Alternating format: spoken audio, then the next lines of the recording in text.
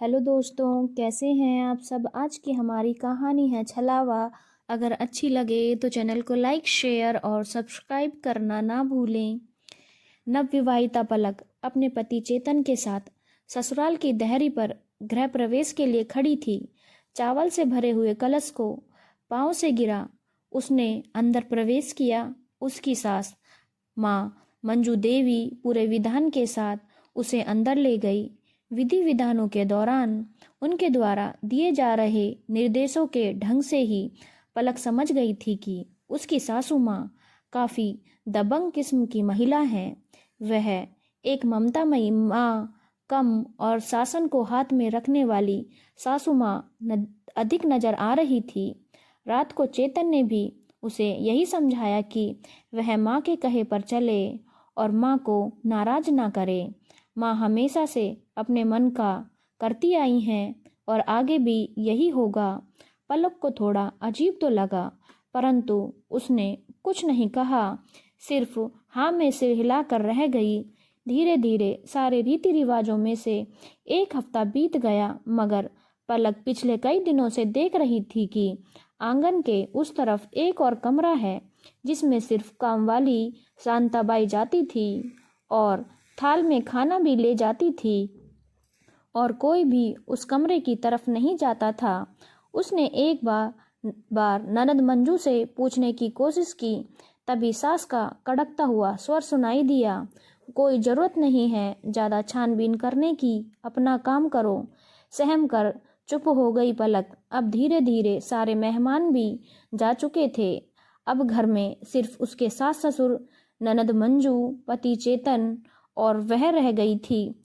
एक दिन दोपहर को जब सभी अपने कमरों में आराम कर रहे थे, पति चेतन भी कहीं नजर नहीं आ रहा था। वह दबे पांव आंगन के उस पार कमरे तक जा पहुंची। वहां जो उसने देखा, उसकी आंखें फटी की फटी रह गई। एक बहुत ही दुर्बल कृशक काया वृद्ध महिला बिस्तर पर पड़ी थी। बगल में ही तिपाई पर खाने का थाल रखा था।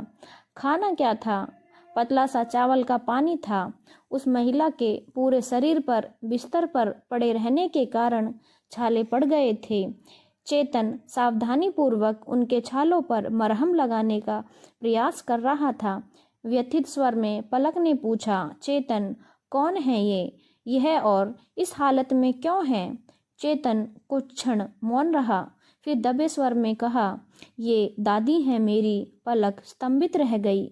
फिर यह इस अवस्था में क्यों है और इधर अलग थलग इस कमरे में क्यों पड़ी हैं? क्योंकि दादी ने अभी तक गांव के खेतों वाली जमीन के कागजात पर हस्ताक्षर नहीं किए हैं। अच्छा ही हुआ कि नहीं किए।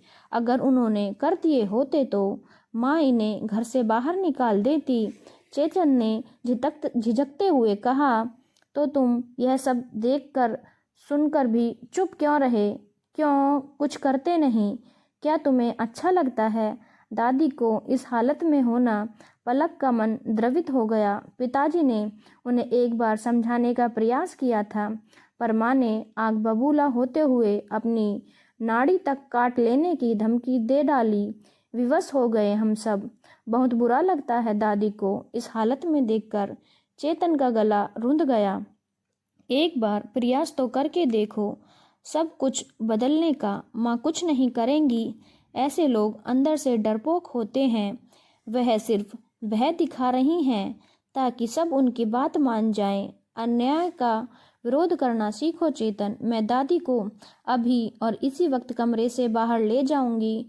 तुम बाहर जाओ, मैं दादी का शरीर पोंछकर और कपड़े बदलकर उन्हें बाहर लाती हूँ। मंजू देवी आराम करने के बाद उठी तो बैठक से हंसने बोलने की आवाज़ सुनकर उस तरफ आ पहुंची। वहां साफ सुथरे कपड़ों में दादी को बैठी देखकर ही उनका पारा 7वें आसमान पर पहुंच जाता है। वह चीखते हुए बोली, किसकी हिम्मत हुई इन्हें यहाँ लाने की? पलक ने शांत स्वर में कहा, इन्हें यहाँ मैं लेकर आई हूँ मम्मी जी। किससे पूछकर और किसकी अनुमति से? मंजू देवी दहाड़ी, मम्मी जी मैं भी इस घर की बहू हूँ आपकी तरह।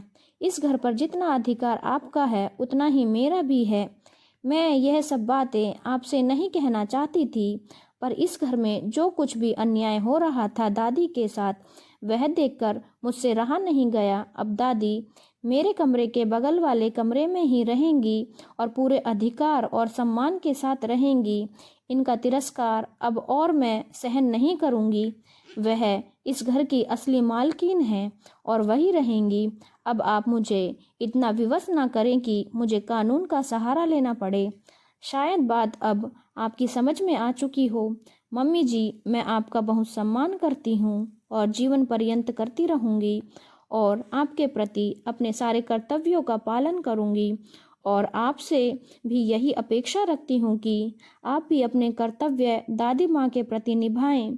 मंजू देवी ने मुड़कर पति और चेतन की तरफ देखा तो वे भी उनसे दृष्टि मिलाए दृढ़ खड़े दिखाई दिए। मंजू देवी अवाक खड़ी तख्ता पलट को देखती रह गईं। धन्यवाद दोस्तों। अगर आपको कहानी अच्छी लगी हो तो चैनल को लाइक, शेयर और सब्सक्राइब करना ना भूलें।